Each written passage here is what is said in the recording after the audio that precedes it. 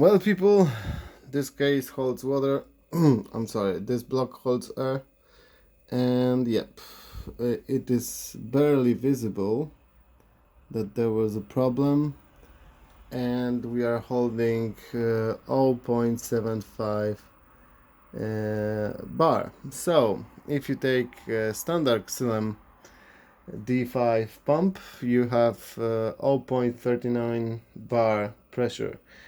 If there is obstruction in the loop. If no, then you will not have even that kind of pressure.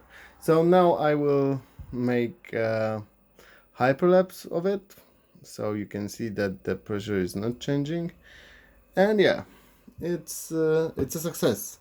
So you can do it. You need a driller for about $4, and this flashlight, UV flashlight, for another $4, and the most expensive thing, but it was a big package, so the most expensive thing is the UV glue, so thin as water. So yeah, and you can do it.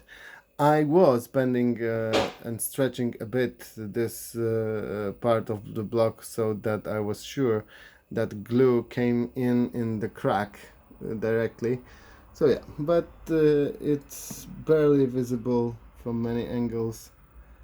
So yeah, and it holds pressure. So yeah, thanks for watching.